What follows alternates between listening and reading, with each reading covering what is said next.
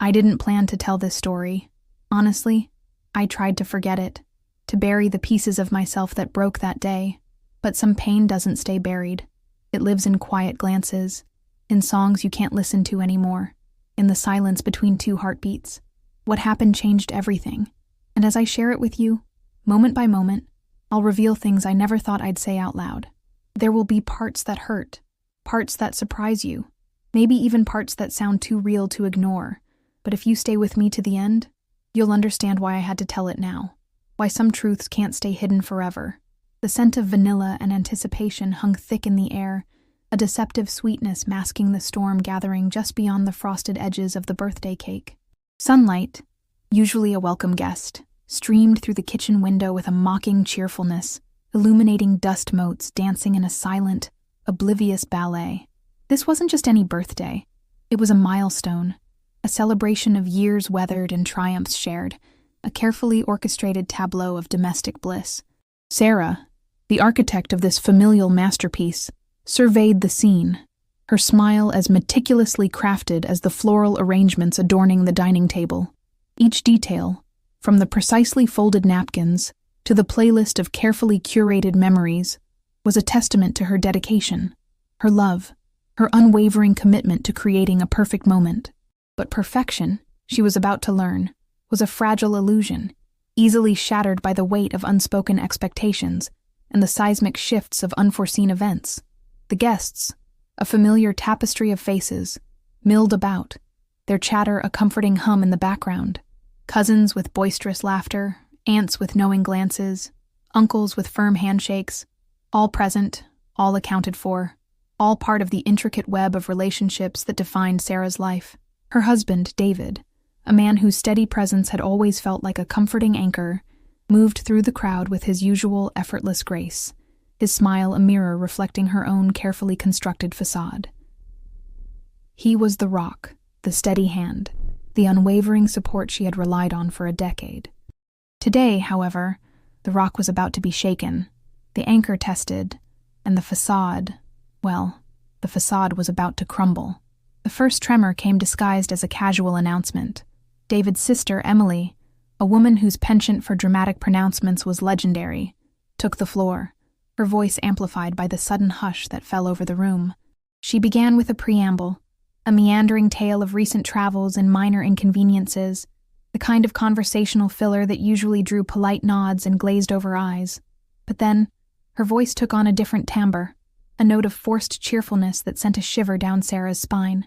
It was the tone of someone about to deliver a piece of news that was either incredibly exciting or utterly devastating. And speaking of inconveniences, Emily continued, her eyes darting around the room, we have a little surprise. She paused for dramatic effect, letting the silence stretch until it felt taut enough to snap. Sarah braced herself. She knew, with a certainty that settled like a stone in her stomach, that this surprise was not going to be a new blender or a weekend getaway. It was something bigger, something more consequential, something that would irrevocably alter the landscape of their lives. The air crackled with a sudden, palpable tension, a collective intake of breath that echoed the frantic hammering of Sarah's own heart. Then, with a flourish that seemed to mock the carefully constructed joy of the day, Emily unveiled the truth. David's mother, a woman whose presence had always cast a long shadow over their marriage, was moving in. The words hung in the air, heavy and suffocating, stealing the oxygen and replacing it with a cold, hard reality. Sarah's carefully constructed world tilted on its axis. The meticulously planned celebration dissolved into a chaotic jumble of stunned silence and averted gazes. And then, as if the universe itself was conspiring to deliver the final, crushing blow, Sarah reached into her purse and produced a document, the lease to a new apartment, a stark symbol of her decision. The silence, once a symptom of shock, now transformed into a pregnant pause, a harbinger of the seismic shifts to come. The birthday cake, the laughter, the carefully chosen decorations, all became irrelevant. The only thing that mattered was the impending confrontation, the dismantling of the illusion, and the uncertain future that lay ahead. The game had changed. The rules were different, and Sarah, the woman who had always been in control, had finally decided to play by her own rules. The initial shock began to recede, replaced by a wave of conflicting emotions, resentment, incredulity, and a burgeoning sense of liberation. The carefully cultivated image of a harmonious household, painstakingly constructed over years, shattered like a dropped ornament. Suddenly, the meticulously planned birthday party felt less like a celebration and more like a meticulously staged performance, the actors now scrambling to improvise a new script. Sarah, however, found herself strangely detached, observing the unfolding drama with a dispassionate eye. Furthermore, the announcement served as a catalyst, unearthing layers of unspoken discontent. The subtle power dynamics within her marriage, the compromises made in the name of peace, the quiet sacrifices she had willingly undertaken, all began to surface. Building on this revelation, she realized that her own identity had become increasingly intertwined with the roles of wife and hostess, a self-imposed limitation that had gradually stifled her aspirations. The prospect of her mother-in-law moving in, a woman whose critical nature had always made Sarah feel inadequate, was the final straw. Have you ever been through something like this? Or do you know someone who has? We'd love to read your comment below. We read everything with an open heart, and who knows? Maybe your words will help someone else too. Also, check if you're still subscribed. There are many powerful stories coming, and you don't want to miss the next episodes. If you're enjoying the story, leave a like and tell us where you're listening from. It really helps us understand your thoughts and keeps us motivated to keep going. If you love stories that truly move you, that warm your heart, or give you chills, subscribe to the channel and hit the bell icon. I promise the next story might surprise you even more. Consequently, the lease represented more than just a physical separation. It symbolized a reclamation of self, a defiant assertion of her own autonomy. It was a declaration of independence, a bold statement that she was no longer willing to subordinate her own needs and desires to the expectations of others. She had reached a pivotal juncture, a moment of reckoning where she could choose to continue down a path of silent acquiescence, or carve out a new reality, one that prioritized her well-being. Now consider how this applies when you face a similar crossroads. How often do we prioritize the needs of others, even at the expense of our own happiness? How many times do we suppress our true feelings, fearing conflict or disapproval? Sarah's situation, though specific, highlights a universal struggle, the battle to remain true to oneself amidst the demands of relationships and societal pressures. Conversely, the act of handing over the lease was not a rash decision, but the culmination of months of quiet contemplation. It was a calculated risk, a strategic move designed to protect her emotional well-being. The apartment, a sanctuary of her own making, became a refuge from the suffocating expectations that had slowly eroded her sense of self. Another crucial layer is the unspoken language of family dynamics. The birthday gathering, with its forced cheerfulness and underlying tension, served as a microcosm of the larger familial landscape. The carefully constructed facade of perfection, the unspoken rules, the subtle power plays, these were the elements that had contributed to Sarah's decision. The lease was her response, a tangible manifestation of her refusal to continue playing a role that no longer served her. The act of producing the lease was also a powerful visual statement, a moment of symbolic defiance. It was the equivalent of a painter throwing down their brush, a musician halting their performance, a writer abandoning their manuscript. It was a clear signal that she was no longer a passive participant in her own life. It was a declaration that she was ready to rewrite the narrative, to take control of the story, and to define her own version of happiness. The guests, initially stunned, now had to confront the reality of Sarah's decision. The carefully constructed world had shifted, and everyone present would have to adjust to the new equilibrium. The initial shockwave of the announcement, and its immediate aftermath, gave way to a more nuanced understanding of the situation. The lease, as a physical object, became a focal point for a deeper exploration of boundaries and the inherent human need for personal space. It was a tangible representation of Sarah's quest to establish clear perimeters, a silent testament to the importance of self-preservation. The apartment wasn't merely a dwelling. It was an assertion of her right to exist independently, to cultivate a sanctuary free from external pressures. Furthermore, the act of providing the lease highlighted the significance of open communication, or rather, the lack thereof, that had plagued Sarah's marital relationship. For years, she'd navigated the complexities of her marriage with a stoic resolve, often internalizing her anxieties and frustrations. Her decision to secure her own space represented a bold departure from this pattern of silence. Consequently, it was a silent scream for recognition, a plea for a deeper understanding of her needs and desires. Building on this, however, consider the symbolism of the birthday itself. Birthdays are, by design, celebrations of individual milestones and achievements. They are supposed to be moments of personal reflection and joy. However, the intrusion of the mother-in-law's arrival and the subsequent presentation of the lease transformed this celebration into a battlefield of competing expectations and desires. The day became a microcosm of the larger struggle Sarah faced, the challenge of maintaining her individuality within the confines of family obligations. Now consider how this applies when you grapple with setting personal boundaries in your own life. How often do we hesitate to express our needs, fearing rejection or disapproval? How many times do we allow external pressures to dictate our choices, sacrificing our own happiness for the sake of harmony? Sarah's story serves as a potent reminder that establishing boundaries is not selfish. It is an act of self-respect, a necessary step towards safeguarding one's well-being. Another crucial layer is the power of unspoken agreements, the unspoken agreement of silence that had long existed within the family structure. The unspoken expectation that Sarah would always prioritize the needs of others over her own. The unspoken understanding that her role was to maintain the status quo, regardless of her own personal cost.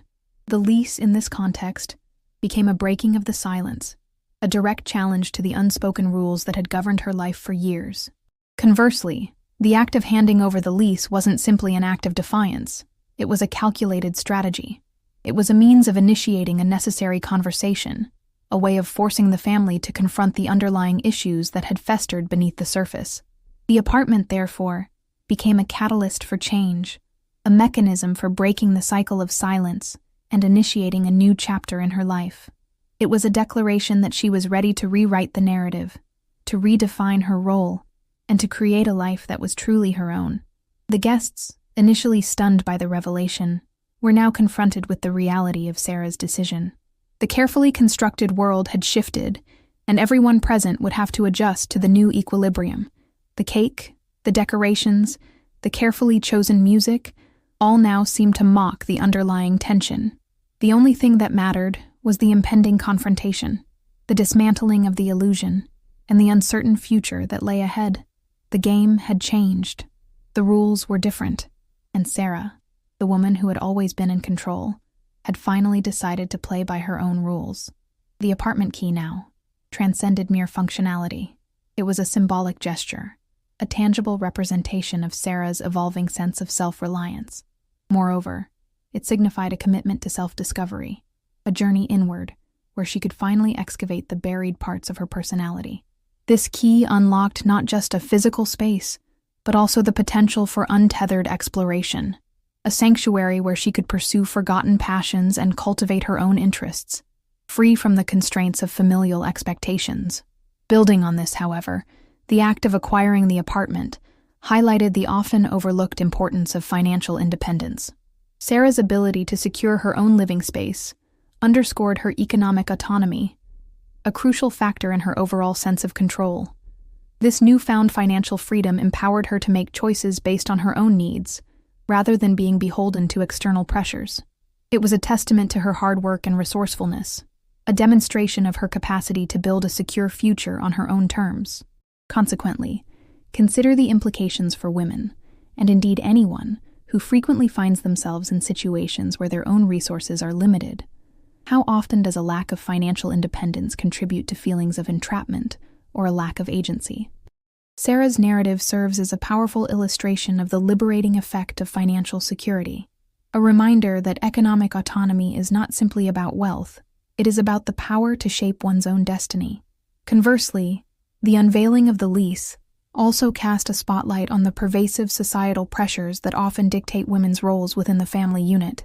The expectation that Sarah would seamlessly shoulder the responsibilities of homemaking and caregiving was a reflection of deeply ingrained cultural norms. The act of securing her own apartment was, in this context, a subtle act of rebellion, a conscious rejection of these traditional expectations. It was a statement that her personal well-being was paramount, a refusal to be defined solely by her roles as wife and daughter-in-law. Another crucial layer is the exploration of the emotional toll that can result from the constant suppression of one's needs.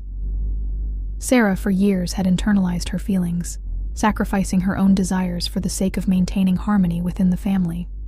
This pattern of self-denial had taken its toll, gradually eroding her sense of self-worth. The apartment represented a conscious effort to break free from this destructive cycle, a commitment to prioritize her own emotional well-being. Furthermore, the physical space of the apartment itself became a metaphor for the creation of personal boundaries. The walls, the windows, the very air within the apartment provided a tangible sense of separation, a clear delineation between her private life and the demands of her familial obligations. It was a place where she could finally lower her guard, express her true feelings, and reconnect with the authentic self she had perhaps forgotten. In this context, consider the challenges faced by individuals who struggle to establish healthy boundaries in their relationships. How often do we allow our own boundaries to be crossed, fearing conflict or the disapproval of others? Sarah's story offers a valuable lesson that setting boundaries is not an act of selfishness. It is an act of self-preservation, a necessary step towards safeguarding one's mental and emotional health. The lease, therefore, became a powerful symbol of Sarah's newfound commitment to her own well-being, a testament to her courage and resilience. As the narrative threads intertwine, a tapestry of transformation begins to emerge, its intricate patterns hinting at the profound shifts occurring beneath the surface.